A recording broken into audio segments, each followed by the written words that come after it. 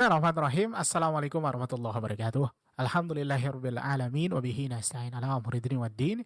Asyhadu an la ilaha illallah wahdahu la syarika lah wa asyhadu anna Muhammadan abduhu wa rasuluh. Ikhwatal Islam, para pendengar rahimani rahimakumullah. Sahabat hidayah, semoga dirahmati dan berkahi Allah Subhanahu wa taala. Jazakumullah khairan masih bersama kami dan saat ini kita berada pukul 17 lewat 15 menit waktu Indonesia Barat.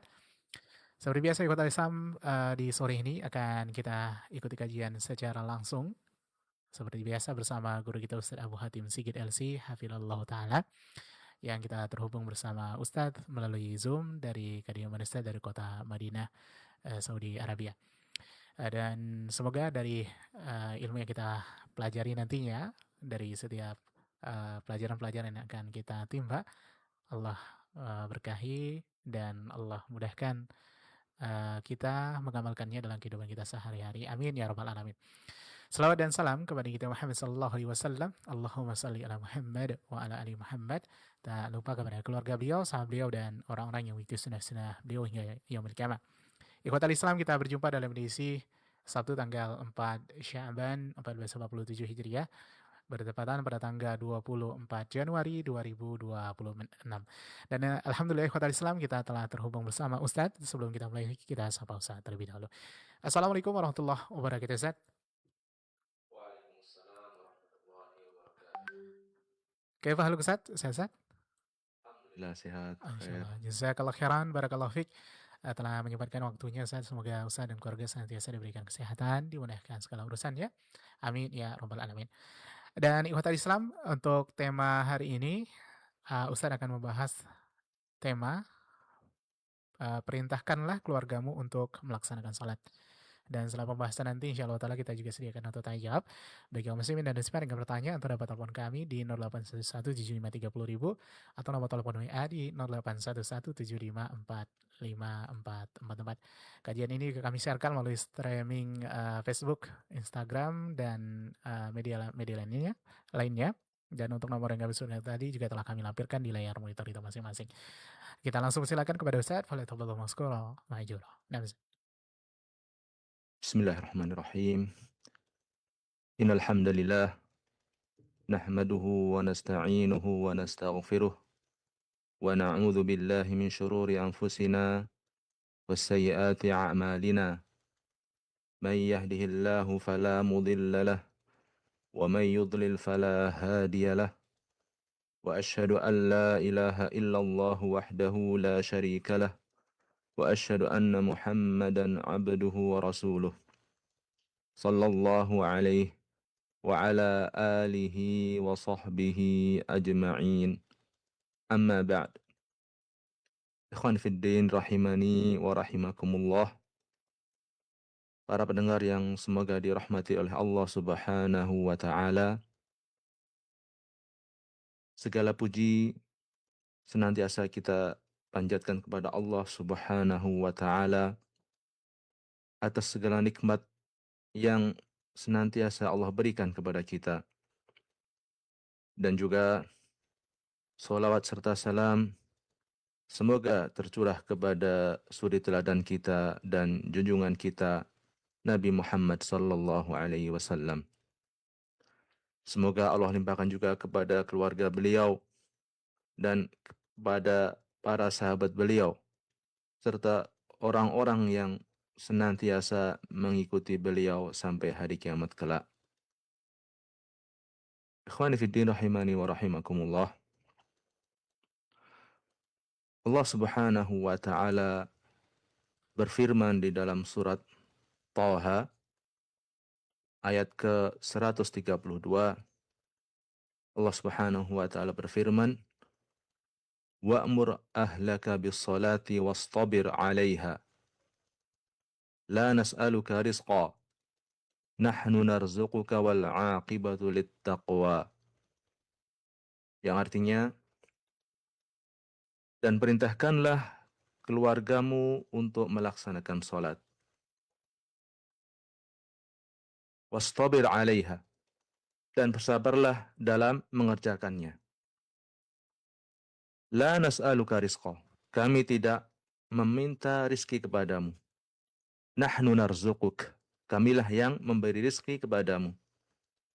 wal aqibatu littaqwa, dan kesudahan yang baik itu adalah bagi orang-orang yang bertakwa. Para pendengar yang semoga dirahmati oleh Allah Subhanahu wa taala. Firman Allah ini dalam surat Thaha, yaitu wa'mur ahlaka bis salat, perintahkanlah keluargamu untuk mengerjakan salat, untuk melaksanakan salat. Ayat ini ditujukan, ya, pada asalnya ditujukan kepada Nabi Muhammad sallallahu alaihi wasallam. Wa'mur ahlaka bis salat, yaitu maknanya wa'mur ayyuhan nabi ahlaka bis salat. Wahai Nabi, perintahkanlah keluargamu untuk mengerjakan salat, untuk melaksanakan salat. Namun sebagaimana dijelaskan oleh para ulama bahwa setiap perintah Allah yang ditujukan kepada Nabi, maka itu juga merupakan perintah bagi umatnya. Selama tidak ada dalil yang mengkhususkan bahwa perintah tersebut hanya untuk Nabi Sallallahu Alaihi Wasallam. Dan di dalam ayat ini tidak ada dalil yang mengkhususkan. Oleh sebab itulah para ulama menjelaskan bahwa perintah dalam ayat ini wa'mur ahlaka bis salat, perintahkanlah keluargamu untuk mengerjakan salat, juga merupakan perintah bagi kita umat Nabi Muhammad sallallahu alaihi wasallam. Dan para ulama usul fiqh menjelaskan bahwasanya hukum asal perintah itu adalah wajib. Jadi ayat ini mengandung perintah bagi kita, ya, kewajiban bagi kita untuk memerintahkan keluarga kita untuk sholat, untuk mengerjakan sholat, ya. Bukan khusus untuk Nabi saja, ya. Perintah ini bukan khusus untuk Nabi, namun perintah untuk Nabi dan juga untuk seluruh umatnya, ya. Wajib bagi kita, setiap kepala keluarga, ya, untuk memerintahkan anak dan istrinya untuk melaksanakan sholat. Jadi tidak cukup seseorang, ya, hanya baik untuk dirinya sendiri, ya. Tidak cukup seseorang itu mengerjakan sholat saja, ya, tanpa memikirkan keadaan anaknya, anak dan istrinya, apakah sudah mengerjakan sholat atau tidak, ya. Karena ini merupakan kewajiban dan yang akan dimintai pertanggungjawaban di akhirat kelak. Ya, apakah kita sudah menunaikan kewajiban yang Allah bebankan kepada kita dalam ayat ini? Apakah anak-anak kita sudah kita didik, sudah kita perintahkan agar senantiasa mengerjakan sholat 5 waktu? Ini harus kita tekankan, ya, karena Islam itu bukan agama yang sifatnya individualis, ya, tapi agama yang rahmatan lil alamin, agama yang mengajak kepada perbaikan untuk segenap manusia. Ikhwan fiddin rahimani wa rahimakumullah. Para pendengar yang semoga dirahmati Allah Subhanahu wa taala. Firman Allah ini yaitu wa'mur ahlaka bis salat. Perintahkanlah keluargamu untuk melaksanakan salat. Di sini seseorang diperintahkan untuk menyuruh keluarganya agar mengerjakan sholat. Dan tentunya seseorang yang akan memerintahkan anaknya untuk sholat, dia harus lebih dahulu mengerjakannya. Ya. Dia dituntut untuk lebih dahulu melaksanakannya. Ya. Oleh sebab itulah ayat ini juga mengandung perintah bagi kita, ya, bagi kepala keluarga untuk melaksanakan, menjaga sholat, mendirikan sholat terlebih dahulu, kemudian memerintahkan keluarganya agar juga melaksanakan sholat. Kemudian di penggalan ayat berikutnya, masih ayat yang sama, di penggalan yang berikutnya adalah wastabir 'alaiha. Ya, firman Allah wastabir 'alaiha. Dan bersabarlah dalam mengerjakannya. Maksudnya apa? Adalah bersabarlah dalam mengerjakan solat. Mengapa Allah menggunakan kata bersabar? Ya, mengapa Allah menyuruh kita untuk bersabar dalam melaksanakan solat? Jawabannya adalah karena seseorang ya tidak bisa melaksanakan solat ya kecuali jika dia memiliki sifat kesabaran. Ya, seseorang yang tidak memiliki sifat sabar tidak mampu bangkit, ya, tidak mampu bangkit dan juga tidak mampu melawan. Dia tidak mampu bangkit untuk melaksanakan perintah Allah. Dan dia juga tidak mampu untuk melawan hawa nafsunya yang selalu mengajaknya kepada kemalasan. Sehingga Allah perintahkan kita untuk bersabar, ya, menyabarkan diri kita dalam menunaikan sholat, dalam melaksanakan sholat. Ya, kita butuh ya untuk mensabarkan diri kita agar senantiasa kita bisa mengerjakan sholat dan juga kita senantiasa bisa bersabar dalam memerintahkan anak-anak kita agar senantiasa mengerjakan sholat. Ya, sholat ya menuntut kita untuk bangun ketika orang lain tidur, misalnya sholat subuh. Ya. Kita dituntut untuk bangun padahal sedang enak-enaknya tidur. Ya, kita bangun karena menjawab panggilan Allah. Karena dalam rangka melaksanakan kewajiban yang Allah bebankan kepada kita. Salat menuntut seseorang untuk meninggalkan kesibukan. Ya. Di siang hari ketika seorang sibuk bekerja misalnya, dia harus sisihkan sebagian waktunya untuk sholat duhur misalnya, atau sholat asar di akhir siang. Sholat juga menuntut kita untuk mengalahkan rasa malas, mengalahkan hawa nafsu. Oleh sebab itulah kita diperintahkan oleh Allah untuk bersabar dalam melaksanakan sholat. Ya, betapa banyak orang yang tidak sholat ya, atau meninggalkan sholat bukan karena tidak tahu hukumnya, ya, namun karena ada rasa malas. Dia tidak mampu mengalahkan rasa malas yang ada dalam dirinya. Ya, ada orang yang meninggalkan sholat subuh karena tidur, ada orang yang meninggalkan sholat duhur karena pekerjaan, ya, karena sibuk kerja. Ada orang meninggalkan sholat asar ya karena urusan dunia, karena bisnisnya. Ada orang yang meninggalkan sholat maghrib karena sedang asyik bersantai. Ada juga orang yang meninggalkan sholat isya karena setelah kelelahan, capek seharian bekerja. Ya, macam-macam alasan orang. Ya, macam-macam hal-hal yang melalaikan seseorang yang membuat dia meninggalkan sholat. Oleh sebab itulah kita butuh untuk mujahadah, ya, butuh perjuangan, ya, melawan diri kita sendiri, ya, agar kita eh, mencapai kedudukan orang yang menjaga sholatnya. Para pendengar yang semoga dirahmati oleh Allah Subhanahu wa taala, di dalam ayat yang lain, ya, Allah berfirman, "Wasta'inu bis-sabri was-salah, wa innaha lakabiratun illa 'alal khashi'in." Dan mintalah pertolongan ya dengan bersabar dan dengan mengerjakan salat. Wa innaha lakabiratun illa 'alal khashi'in. Sesungguhnya salat itu sangat berat, sungguh berat kecuali bagi orang-orang yang khusyuk. Kecuali bagi orang-orang yang khusyuk. Syekh Abdurrahman bin Nasir As-Sa'di menjelaskan kenapa salat itu berat kecuali bagi orang yang khusyuk. Beliau berkata,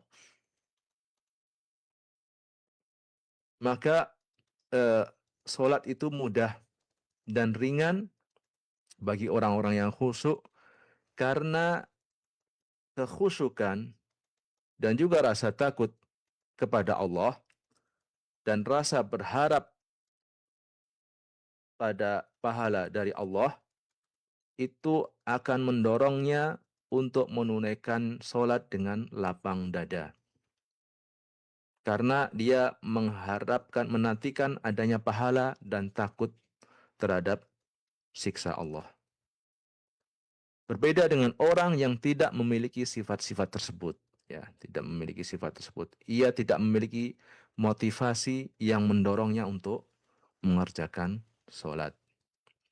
Dan jika ia melaksanakannya, maka sholat itu menjadi salah satu perkara yang paling berat baginya. Ya. Selesai perkataan Syekh Sa'di. Ya, jadi seorang yang khusyuk itu uh, mudah baginya untuk mengerjakan sholat. Ya, karena dia ada rasa takut di dalam dirinya terhadap Allah dan dia berharap pahala dari Allah. Sifat inilah yang membuat dia terasa ringan untuk mengerjakan perintah-perintah Allah. Di antaranya adalah sholat. Akhwani fiddin rahimani wa rahimakumullah.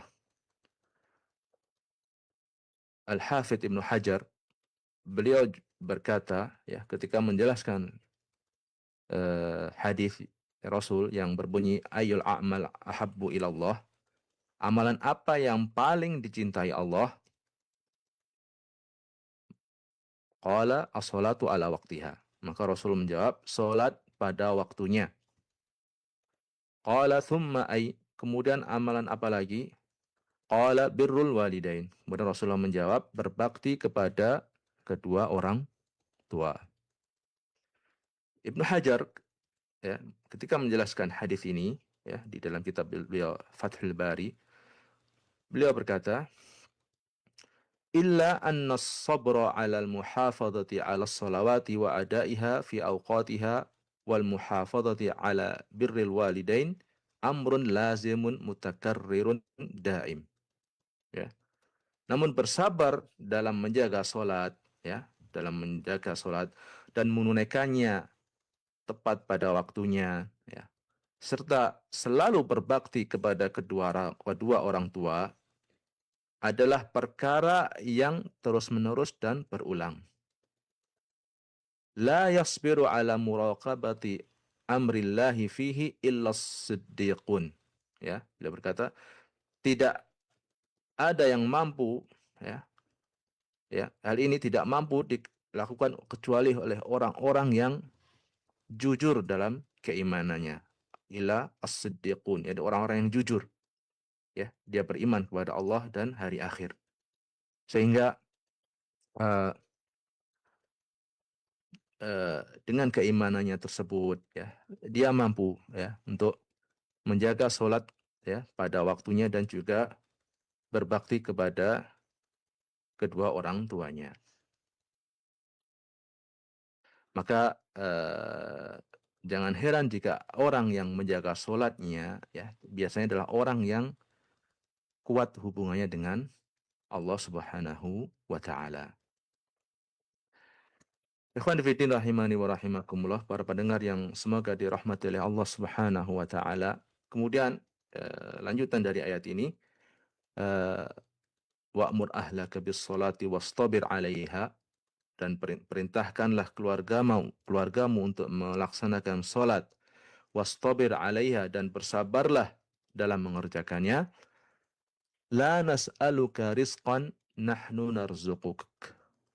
Kami tidak meminta kepadamu rizki, nahnu narzuquk, dan kamilah yang memberikan rizki kepadamu. Ya. Ayat ini seolah-olah menjawab kekhawatiran manusia. Ya. Kekhawatiran sebagian orang. Ya. Sebagian mereka meninggalkan sholat atau menunda sholat sampai keluar dari waktunya dengan alasan sedang mencari rizki, sedang bekerja, ya, sedang mencari nafkah. Ya. Kalau saya tinggalkan kerjaan ini untuk sholat, bisa jadi saya rugi. Ya. Kekhawatiran-kekhawatiran yang sifatnya berkaitan dengan rizki. Ya. Allah berfirman, la nas'aluka rizqan, nahnu narzuquk. Ya, setelah Allah perintahkan hambanya untuk mengerjakan sholat, untuk memerintahkan keluarganya untuk sholat dan untuk bersabar dalam mengerjakan sholat, Allah katakan, kami tidak meminta rizki kepadamu. Kamilah yang memberi rizki kepada kalian. Jadi rizki itu ada di tangan Allah. Ya, kita hanya diperintah untuk mengambil sebab untuk mendapatkan rizki. Adapun rizki itu semuanya sudah ditanggung oleh Allah Subhanahu wa Ta'ala. Jadi sholat itu tidak akan menghalangi rizki seseorang. Ya. Hanya sebagian kecil ya yang kita dari waktu kita yang kita pergunakan untuk sholat 5 waktu. Masih ada di sana waktu-waktu yang lain di luar itu yang bisa kita gunakan untuk mencari rizki. Maka sangat merugi seseorang yang menyanyiakan sholatnya ya hanya karena dalam rangka untuk mencari rizki. Dia lebih mengedepankan mencari rizki dan dia tinggalkan sholat. Ini sangat merugi. Ya. Betapa banyak orang yang hartanya banyak tapi hidupnya sempit. Ya. Betapa banyak. Namun sebaliknya, betapa banyak orang yang hidupnya sederhana, hartanya tidak banyak, ya sekedar cukup, tetapi hidupnya tenang. Ya. Karena rizki itu bukan soal jumlah, bukan soal banyak, namun soal keberkahan. Itulah yang paling penting. Itulah yang harusnya kita jadi pusat perhatian kita. Yang terpenting dari rezeki kita itu adalah keberkahan. Ya. Bisa jadi ada harta banyak, namun jika tidak berkah itu tidak akan mendatangkan kesempitan dalam hidup. Hidupnya tidak tenang, ya, tidak bisa menikmati hidup, ya.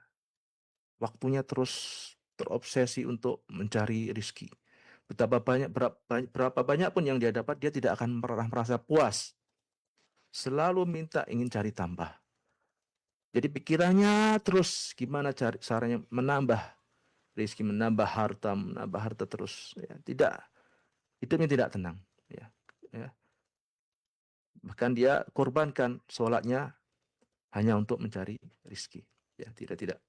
Ini menghilangkan keberkahan dalam rezeki dia, dalam rezeki dia. Ya. Sebaliknya orang yang bisa jadi hidupnya sederhana, namun dia jaga perintah Allah, ya, dia jaga sholat 5 waktu dia, ya, Allah berikan keberkahan dalam hartanya. Bisa jadi hartanya tidak banyak, namun dia dapatkan ketenangan hidup. Dia dapatkan kebahagiaan dalam hidup. Dia dapatkan kebahagiaan dalam harta dia. Dia rasakan keberkahan dalam harta dia. Ya. Ini hal yang seharusnya kita menjadi prioritas kita berkaitan dengan rezeki. Para pendengar yang semoga dirahmati oleh Allah Subhanahu wa taala, ya. Pesan yang juga terkandung dalam ayat ini adalah ya, tanggung jawab seorang kepala keluarga terhadap anak-anaknya agar mereka menunaikan atau melaksanakan sholat. Ya. Ini adalah tanggung jawab bagi kita semua, ya. Bagi seorang bapak atau seorang ibu, ya, terhadap anak-anaknya agar mendidik mereka agar melaksanakan sholat 5 waktu dalam kehidupan sehari-hari. Di dalam sebuah hadis yang lain, di dalam sebuah hadis Rasulullah SAW bersabda, "Muru auladakum bis salati wa hum abna'u sab'." Ya. Perintahkanlah anak-anak kalian untuk melaksanakan sholat ketika mereka berumur 7 tahun. Ya. Perintahkanlah anak-anak kalian untuk melaksanakan sholat ketika mereka sudah berumur 7 tahun. Wadribuhum 'alaiha wa hum abna'u 'ashr. Dan pukullah mereka, ya, jika mereka meninggalkannya ketika mereka sudah berusia 10 tahun. Ya. Rasul perintahkan, pukullah anak-anak kalian, ya, alaiha, ya, pukullah mereka jika mereka meninggalkan sholat ketika mereka sudah berumur 10 tahun. Dan sebagaimana dijelaskan oleh para ulama, pukulan di sini adalah pukulan dalam rangka mendidik, ya, bukan pukulan dalam rangka menyakiti. Ya, beda ya. Pukulan ini dalam rangka mendidik, ya, agar anak punya rasa takut ketika dia ingin coba meninggalkan sholat, ya, bukan dalam rangka menyakiti. Ya, ketika eh, pukulan itu sudah membuat dia rasa takut, ya, untuk maka itu cukup, ya, tidak harus menyakiti, bisa jadi hanya sekedar, ya, pukulan yang ringan, ya, yang tidak menyakiti anak. Intinya biar anaknya takut, ya, takut dan dia mau mengerjakan sholat. Kemudian sabda Rasulullah berikutnya, wa farriqu bainahum fil madhaji, dan pisahkanlah tempat tidur mereka. Ya, maksudnya adalah pisahkanlah antara laki-laki dan perempuan.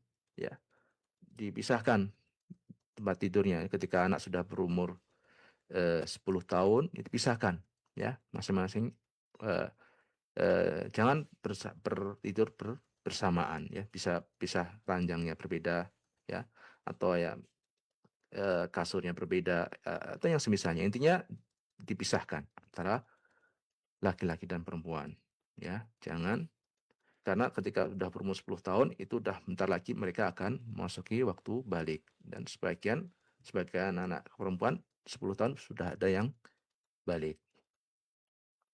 Ikhwani fillah rahimani wa rahimakumullah.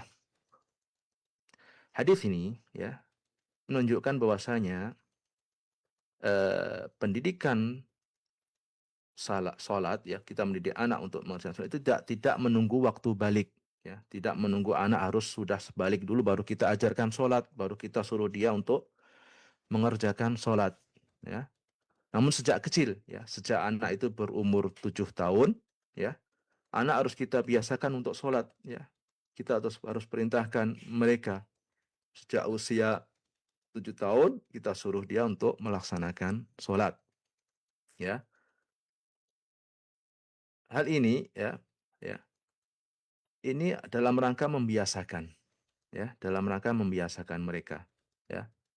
Padahal sholat itu belum wajib bagi mereka, ya. Ketika anak-anak itu belum balik, ya, sholat itu belum wajib, ya. Namun kita sebagai orang tua diperintahkan oleh Rasul agar memerintahkan anak kita untuk mengerjakan sholat, ya, agar, ya, sholat itu menjadi aktivitas keseharian anak-anak kita, ya, menjadi bagian dari kehidupan mereka sehari-hari, ya, agar mereka tumbuh menjadi besar, ya, tumbuh dengan membawa kesadaran bahwasanya dalam hidup dia ada sholat 5 waktu yang harus ia kerjakan, ada kewajiban dari Allah yang harus dia kerjakan sehari-hari, yaitu sholat 5 waktu, ya, sehingga ketika anak itu sudah balik, ya, sampai usia balik, dia sudah terbiasa. Dia sudah terbiasa dengan sholat 5 waktu. Sehingga ketika dia udah balik, dia melaksanakan sholat 5 waktu dengan mudah. Ya. Tidak berat lagi karena sudah menjadi bagian dari hidup kita, hidup dia. Ya. Tentu berbeda jika hal ini tidak dibiasakan sejak kecil. Ya, sejak umur 7 tahun tidak pernah diperintah anak untuk sholat. Umur 10 tahun juga tidak diperintah. Sampai balik, ya, atau bahkan sampai dewasa, sampai remaja baru disuruh. Tentu beda, ya. Sebagian anak bahkan mungkin tidak mau, bahkan tidak bisa disuruh lagi, ya. Sudah tidak menerima lagi arahan dengan orang tuanya, tidak takut lagi dengan orang tuanya karena merasa sudah besar. Usahanya sudah tingginya sudah sama mungkin dengan bapaknya, ya. Ketika anaknya nyuruh, anaknya sudah nggak takut lagi, gitu, ya. Sudah nggak takut lagi sehingga susah untuk diarahkan. Akhirnya dia pun menyanyiakan sholat, ya, menyanyiakan sholat. Makanya ini hadis ini merupakan eh, pedoman bagi orang tua terhadap anaknya, ya, agar eh, mendidik anaknya sejak kecil, yang terutama berkaitan dengan sholat. Sejak umur 7 tahun, ya, kita suruh anak kita untuk sholat, ya. Jika sampai umur 10 tahun tetap tidak mau mengerjakan, kita dibolehkan untuk memukulnya, ya. Pukulan dalam rangka mendidik, ya, bukan pukulan dalam rangka menyakiti.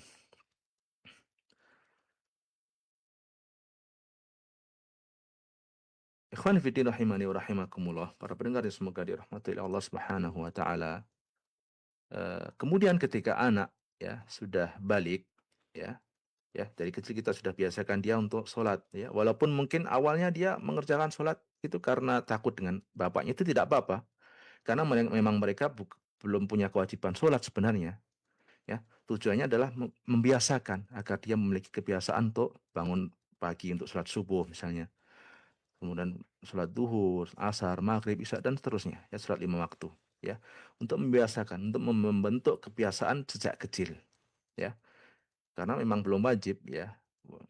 Jadi kemudian setelah mereka balik, ya, kita juga tanamkan, ya, kita tanamkan keikhlasan, ya, agar dia mengerjakan sholat itu dengan ikhlas, ya. Ketika dia udah balik, ya, sudah bisa diajak berpikir, ya, kita ajarkan tentang keikhlasan. Ketika kecil mungkin tidak paham, kita jelaskan tentang keikhlasan, mungkin juga belum paham, ya. Ketika umur 7 tahun kasih dalil-dalil juga nggak paham, makanya cukup kita ajarkan kebiasaan kepada dia agar sholat 5 waktu. Adapun setelah balik, ya, kita wajib mengajarkan keikhlasan, ya, kita ajarkan agar dia mengerjakan sholat itu ikhlas karena Allah, ya, mengharap pahala dari Allah, dan takut akan azab Allah, ya, takut jika dia meninggalkan sholat dia akan terancam dengan siksaan Allah di akhirat kelak, ya. Kita ajarkan akidah, ya, kita ajarkan bahwasanya Allah hanya menerima amal jika terpenuhi 2 syarat. Yang pertama adalah ikhlas karena Allah, dan yang kedua adalah mengikuti tuntunan Rasulullah, ya, mengikuti tuntunan Rasulullah. Ya, kita ajarkan ini ketika anak sudah dibalik, ya, agar dia mengikhlaskan sholatnya tersebut karena Allah Subhanahu wa taala, dalam rangka melaksanakan perintah Allah, ya. Bukan lagi karena perintah sang ayah, ya. Karena jika hal ini tidak kita tanamkan pada anak ketika sudah balik, ya. Namun yang kita tanamkan ke sebaliknya, ya. Seorang bapak mengatakan, awas ya, kalau kamu tidak sholat, aku mengawasi kamu. Ya. Hal semacam ini tidak selalu bermanfaat. Ya. Bahkan sebaliknya, ya. Ketika anak tahu bahwa sebenarnya bapaknya tidak lihat, tidak tahu, ya, ketika dia jauh dari bapaknya, maka sang anak akan, ya, dengan mudah dia akan meninggalkan sholat, ya, jika karena motivasinya hanya karena takut dilihat bapaknya, ya. Ketika dia merasa bapaknya jauh tidak mengawasi dia, ya, dia tidak sholat. Namun berbeda jika kita tanamkan pada anak bahwasanya kamu sholat karena Allah, bukan karena bapak, ya. Allah selalu mengawasi kita, ya. Dimanapun kita berada Allah melihat kita, ya. Ketika seorang anak menyadari hal ini, dia sadar bahwasanya Allah melihat dia dimanapun dia berada. Dan dia laksanakan sholat itu karena Allah, bukan karena bapaknya. Maka dia akan tumbuh dengan menjaga sholatnya. Karena dia tahu dimanapun dia berada, Allah selalu melihat dia. Ya, tidak, hal ini akan membuat dia senantiasa menjaga sholatnya dimanapun dia berada dan kapanpun hal itu. Ya, makanya penting kita tanamkan akidah yang benar, ya. Kita ajarkan keikhlasan pada anak. Ikhwani fillah rahimani wa rahimakumullah, para pendengar yang semoga dirahmati oleh Allah Subhanahu wa taala. Di dalam ayat ini juga berisi anjuran agar orang tua itu menjadi teladan bagi anaknya, ya. Seorang ayah, ya, seorang ibu menjadi teladan bagi anaknya, ya.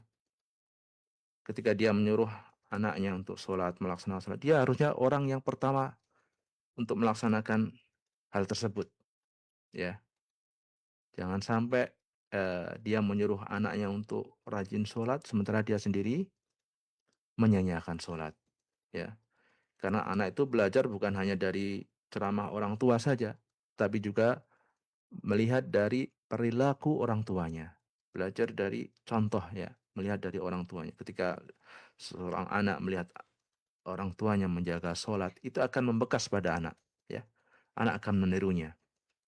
Ya, namun sebaliknya jika ternyata orang tuanya menyuruh sholat tapi dia sendiri tidak sholat, ya anaknya akan eh, tidak meng, mengindahkan perintah orang tuanya. Bahkan perintah orang tuanya tidak ada wibawanya sama sekali ketika orang tuanya sendiri tidak menjaga sholat.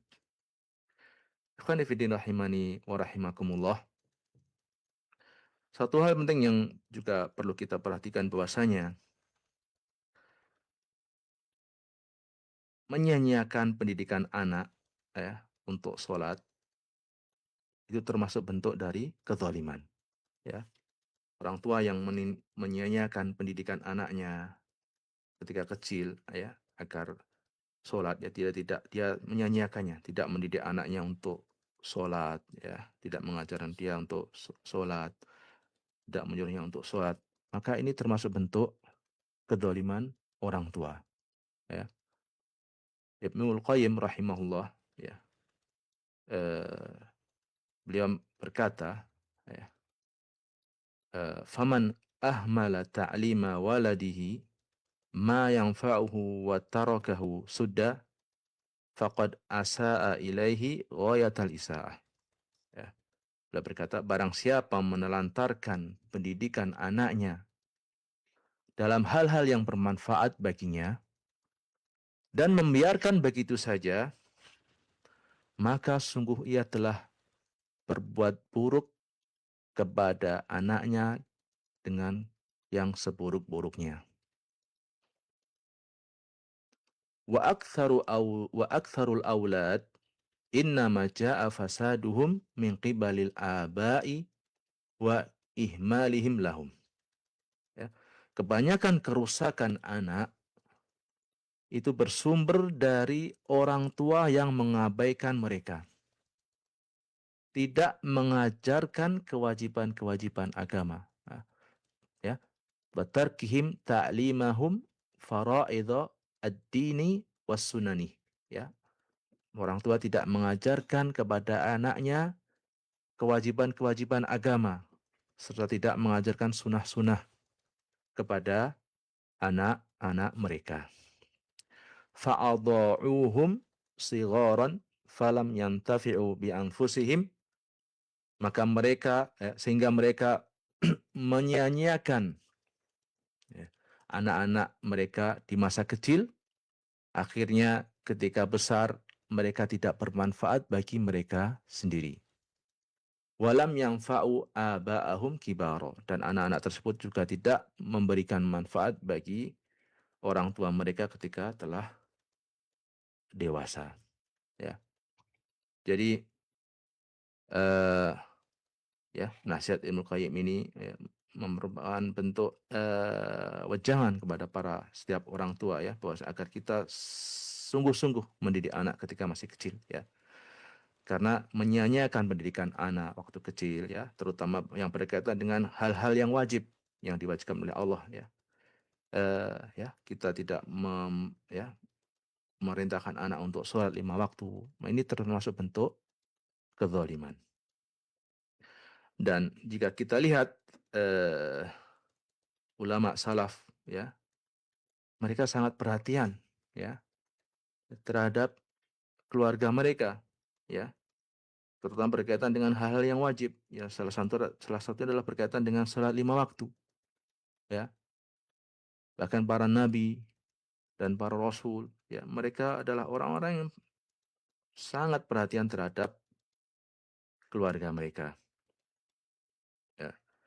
Di sini bisa kita lihat ya, di dalam surat Maryam ayat 55, Allah Subhanahu wa taala berfirman ya, ketika Allah memuji Nabi Ismail, di antara sifat-sifat yang Allah sebutkan ketika memuji Nabi Ismail adalah karena beliau senantiasa menyuruh keluarganya untuk sholat. Allah Subhanahu wa taala berfirman, "Wa kana ya'muru ahlahu bis-sholati waz-zakati wa kana 'inda rabbih mardiyya." Ya, yang artinya dan dia yaitu Ismail menyuruh keluarganya untuk melaksanakan sholat dan menunaikan zakat. Wa kana 'inda rabbih mardiyya. Dan dia yaitu Ismail adalah seorang yang diridhai di sisi Rabb-nya, di sisi Tuhannya.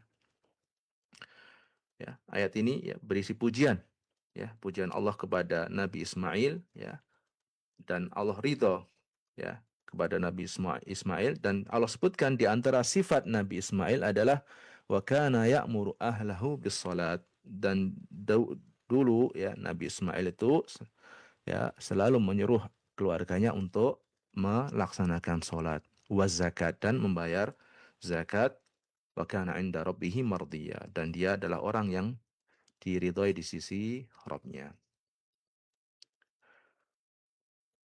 Dan Imam Malik meriwayatkan di dalam kitab beliau Al-Muwatta dari sahabat Umar bin Khattab, ya, bahwasanya dahulu ya Umar ya sering ya Umar salat malam, beliau salat malam, ya, salat malam, kemudian ketika sudah memasuki akhir malam, ya, sudah sampai menjelang akhir malam, malam sudah hampir habis gitu, ya, di akhir malam beliau membangunkan keluarganya, ya. Beliau membangunkan keluarganya dan sambil berkata as-salat as-salah, ya, salat salat. Kemudian Umar membaca ayat ini, wa'mur ahlaka bis-salati wastabir 'alaiha la nas'aluka rizqan nahnu narzuquka wal 'aqibatu lit-taqwa. Dan perintahkanlah keluargamu untuk melaksanakan salat, wastabir 'alaiha, dan bersabarlah dalam mengerjakannya. La nas'aluka rizqa, kami tidak meminta rizki kepadamu. Nahnu narzuquk, kamilah yang memberi rizki kepadamu. Wal aqibatu lit taqwa, dan kesudahan yang baik itu bagi orang-orang yang bertakwa. Maka perhatikanlah bagaimana ya para nabi dan juga para ulama, para salafus saleh, ya, mereka perhatian ya terhadap keluarga mereka dalam melaksanakan sholat, ya, dalam melaksanakan sholat, ya. Ini harusnya menjadi renungan kita, ya. Sudahkah sholat menjadi prioritas dalam hidup kita? Sudahkah rumah kita hidup dengan sholat, ya? Sudahkah kita memerintahkan anak-anak kita agar melaksanakan sholat 5 waktu, ya? Ini sangat penting untuk kita renungi. Dan di antara sebab yang memudahkan kita agar bisa melaksanakan hal ini, ya, menjaga sholat 5 waktu dan memerintahkan keluarga kita untuk melaksanakan sholat 5 waktu adalah dengan memperbanyak doa, ya, di samping kita melaksanakan sebab juga banyak berdoa meminta kepada Allah, ya, sebagaimana doa Nabi Ibrahim alaihissalam.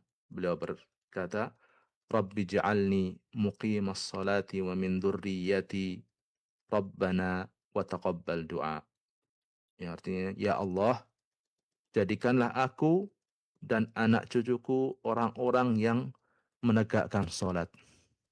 Rabbana wa taqabbal du'a. Rabbana wa taqabbal du'a. Ya Allah, ya Tuhan kami, kabulkanlah doaku, ya. Rabbi ja'alni muqimas salati wa min dzurriyyati. Ya Allah, jadikanlah aku dan anak cucuku orang-orang yang menegakkan salat. Rabbana wa taqabbal du'a. Ya. Wahai Tuhan kami, kabulkanlah doa kami. Demikian, semoga yang kita sampaikan bermanfaat bagi kehidupan kita. Selanjutnya kita kembalikan kepada pembawa acara. Wassallallahu ala nabiyyina Muhammad wa ala alihi wa sahbihi wasallam. Baik, barakallahu fiik, jazakallah khairan atas materi yang telah disampaikan oleh Ustadz tentang perintahkanlah keluargamu untuk melaksanakan sholat. Semoga menjadi renungan dan pengingat kembali kepada kita atau terutama kepada orang tua barangkali yang sedang lalai agar kembali mengingatkan dan mengajarkan kembali anak-anak kita terutama masalah sholat serta ibadah lainnya. Amin ya rabbal alamin. Semoga Allah mudahkan. Baik, ikhwatal Islam, para pendengar rahimani rahimakumullah, kita sediakan beberapa menit untuk tanya jawab. Bagi kaum muslimin dan muslimat ingin bertanya, kami persilahkan. Ada yang ingin ditanyakan seputar pembahasan atau pertanyaan lainnya, kami persilahkan untuk menelpon di 08117530.000 atau nomor telepon WA di 081175454444. Untuk SMS dan WA silakan dikirim di 081175454444. Silakan untuk pertanyaan telepon barangkali ingin bertanya atau kita dahulukan terlebih dahulu sebelum kita angkat pertanyaan-pertanyaan dari SMS dan WA. Untuk nomor telepon di 08117530.000 dan nomor telepon WA di 081175454444. Nah, untuk pertanyaan-pertanyaan barangkali di sini ada pertanyaan melalui WA, Ustadz. Pertanyaannya, Assalamualaikum warahmatullahi wabarakatuh, Ustadz. Dari Rizky Effendi di Jalan Selamat, Bukit Barisan, Pekanbaru. Ustadz mau tanya, apakah sholat yang dahulu yang ditinggal, apakah wajib diqodho, Ustadz? Sholat yang tinggal itu kita tidak ingat, kita tidak ingat juga apakah sholat apa. Kadang ada juga sholat, kadang tidak atau bolong-bolong. Terima kasih atas jawabannya. Assalamualaikum warahmatullahi wabarakatuh. Waalaikumsalam warahmatullahi wabarakatuh. Baik, berkaitan dengan ya mungkin seperti pertanyaan ini ya, ketika dahulu ya mungkin sholatnya sempat bolong-bolong ya. Kemudian alhamdulillah Allah berikan dia hidayah, berikan taufik, akhirnya sekarang menjadi orang yang menjaga sholat 5 waktu ya. Apakah sholat yang dulu ya sempat bolong-bolong itu apakah wajib dia qadha ya? Berkaitan dengan hal ini yang hendaknya dia lakukan adalah bertaubat ya. Dia bertaubat karena dulu ya sholatnya ada beberapa sholat ada yang dia tinggalkan yang dia bolong-bolong itu, dia bertaubat ya, dan mudah-mudahan Allah mengampuni taubat dia bertaubat ya, banyak beramal soleh, mungkin banyak juga melaksanakan sholat sunnah ya, untuk menutupi sholat-sholat yang dulu dia tinggalkan ya. Adapun untuk apakah disyariatkan untuk mengqadha wallahu alam ya, setahu saya tidak ada dalil khusus yang menjelaskan hal ini. Berbeda kalau masih waktunya ya, masih pada waktunya, misalnya seseorang sholat subuhnya ketinggalan, misalnya ketiduran ya, masih pada hari yang sama, maka dia disyaratkan untuk sholat begitu dia bangun. Adapun sholat yang sudah bertahun-tahun ya, dan dia pun juga tidak tahu sholat apa saja, maka saya tidak tahu ada dalil khusus yang memerintahkan untuk mengqadha. Namun yang jelas yang harus dia lakukan, dia adalah bertaubat ya, minta ampun kepada Allah atas kelalaian yang telah terjadi di masa lalu, dan dengan juga dia iringi dengan memperbanyak amal soleh, memperbanyak sholat sunnah dan juga amal soleh yang lain ya, untuk memperbanyak pahala dia dan agar menutupi kekurangan-kekurangan yang mudah-mudahan bisa menutupi kurang-kurangan yang di masa lalu. Wallahu a'lam. Baik, terima kasih Ustadz atas jawabannya. Semoga yang bertanya juga dapat mendengarkan dengan jelas. Ikhwatal Islam, para pendengar rahimakumullah, kita coba angkat dari telepon yang telah bergabung bersama kita dari telepon WA. Assalamualaikum. Assalamualaikum. Waalaikumsalam. Dengan siapa di mana, Pak? Abu Hana lagi di perjalanan. Ya, silakan Abu Hana. Ini berkaitan dengan anak sambung, Ustaz. Ya. Apakah tanggung jawab seorang ayah sambung terhadap anak bawaan dari istri anak sambung tadi sama dengan tanggung jawab ayah kandungnya?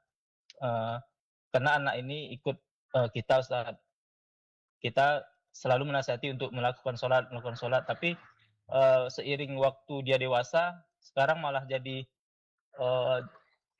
kurang mau diatur gitu, Ustaz. Jadi apakah tanggung jawab saya sebagai ayah sambung sama menjadi tanggung jawab saya seperti ayah kandungnya, Ustaz, gitu, Ustaz? Baik. Terima kasih Abu Hana. Barakallahu fiik. Baik.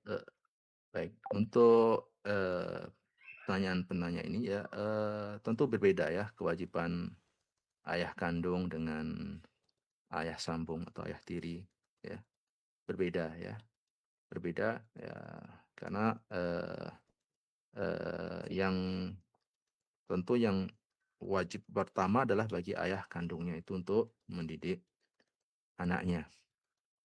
Namun jika anak ini ikut karena udah pindah cerai dan ikut ibunya dan akhirnya menjadi asuhan ibunya dan juga ayah sambungnya, ya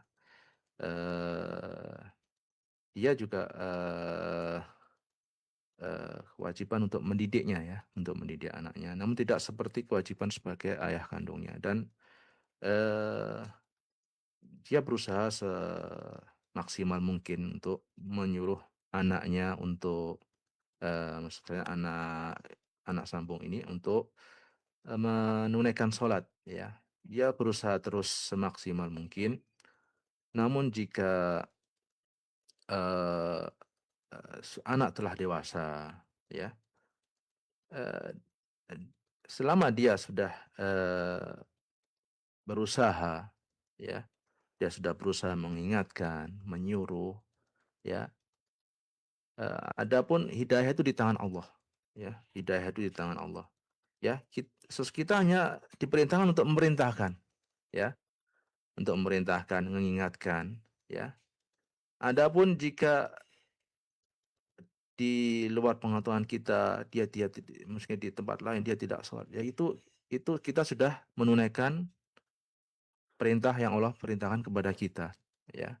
Karena hidayah itu di tangan Allah ya. Kita hanya bisa mengarahkan, menasihati, memerintahkan. Adapun apakah akan ada hasilnya, apakah hasilnya dia akan mengikuti perintah kita, itu bukan tanggung jawab kita ya. Hasil itu di tangan Allah ya. Apakah anak bakal menjadi anak yang soleh ataukah anak jadi mengikuti perintah kita, itu semuanya di tangan Allah. Nah, tugas kita hanya mengarahkan, menasihati, memerintahkan ya. Karena bahkan Rasul pun ya tidak bisa memberikan hidayah kepada pamannya ya. Bahkan Nabi Nuh tidak bisa memberikan hidayah kepada anaknya, hanya bisa memerintahkan. Apakah anaknya harus ikut atau enggak, itu bukan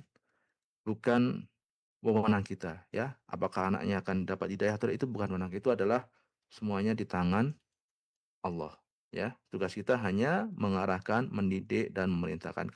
Ketika ini sudah kita tunaikan, insya Allah kita sudah melaksanakan perintah Allah yang Allah bebankan kepada kita. Wallahu a'lam. Terima kasih Tad atas jawabannya. Semoga Abu Hana yang telah bergabung bersama kita juga dapat mendengarkan yang jelas dan menjadi tambahan ilmu juga kepada kita semuanya. Amin ya rabbal alamin. Silakan Ikhwatul Islam, satu pertanyaan lagi barangkali yang ingin bertanya langsung dari telepon WA, kami persilakan di 08117530.000. Assalamualaikum.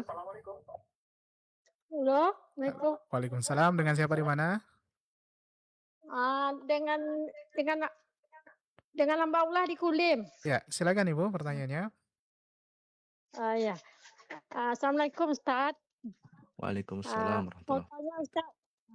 Ini kalau suami nggak pernah salat ni kayak mana Ustaz? Kalau disuruh tuh kayak mana itu? kayak dialihkan yang lain gitu. Nggak ada, dia bermudah-mudah aja, tidak mau sholat, tidak ini, mau puasa lagi Ustaz, puasa pun tahun-tahun lalu nggak ada gitu. Jadi saya ini kayak mana lah maunya maunya dia tuh mau, mengerjakan apa-apa perintah gitu, perintah Allah. Jadi kalau saya tidak mau kalau tidak menginginkan lagi kau pasti saya berdosa Ustaz. Karena dia tuh nggak mau nggak ada mau niat gitu mengerjakannya. Nah, terima kasih Ustaz. Assalamualaikum warahmatullahi wabarakatuh. Waalaikumsalam Waalaikumsalam warahmatullahi wabarakatuh. warahmatullahi wabarakatuh. Nah, Ustaz. Untuk saran ana untuk ibu, pertama banyak-banyak berdoa, banyak doakan suami, ya, doakan suami di tempat-tempat di waktu-waktu mustajab, ya, bisa di sepertiga malam terakhir atau ketika sujud, ya, berusaha doakan suami agar Allah berikan hidayah, agar Allah berikan hidayah, agar Allah berikan hidayah dia agar mau sholat, agar menjadi baik, ya, doakan suami. Pertama doakan suami dan jangan bosan-bosan, terus diulang terus, ya, terus diulang, doakan terus dan sambil itu juga memberikan masukan, ya, berikan masukan kepada suami, ya, mengingatkan agar mengerjakan sholat gitu, ya, karena hati hamba itu berada di jari-jari Allah, ya, berada di Allah akan Allah lah yang membolak-balikkan hati, ya.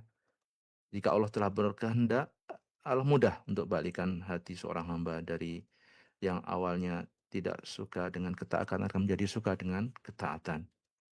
Jadi saran anak, ibu banyak-banyak berdoa, ya, minta pada Allah, ya, cari tempat-tempat waktu yang mustajab. Insya Allah, ya, jika Allah kehendaki pasti Allah akan mudahkan untuk mengerjakan sholat tersebut, ya. Jadi banyak-banyak doa dan juga selain itu juga kasih masukan, ya, kasih nasihat, ya, diingatkan, ya, untuk sholat, ya, gitu. Sholat itu adalah tiang agama, ya, kewajiban kita sehari-hari. Buat apa, ya, kita hidup jika tidak mengerjakan sholat, ya, nanti di akhirat akan ada perhitungan, ya, diingatkan bahwasanya hidup ini bukan cuma di dunia, kita di akhirat ada pertanggungjawaban nanti di akhirat, ya, ada kewajiban yang harus kita lakukan dalam kehidupan sehari-hari, ada balasan, ada surga, ada neraka, ya, diingatkan dan juga didoakan, ya, mudah-mudahan kelak, ya, mudah-mudahan Allah berikan hidayah kepada suami ibu. Wallahu a'lam. Baik, terima kasih Ustaz atas jawabannya dan semoga yang bertanya atau ibu yang bertanya juga Allah kabulkan doanya, amin ya rabbal alamin. Baik, itulah untuk sesi tanya jawab atau pertanyaan-pertanyaan yang dapat kami ajukan bersama guru kita Ustadz Abu Hatim. Dan barangkali ada tambahan Ustadz sebagai akhir dari kebersamaan kita untuk edisi hari ini. Nah, Ustadz.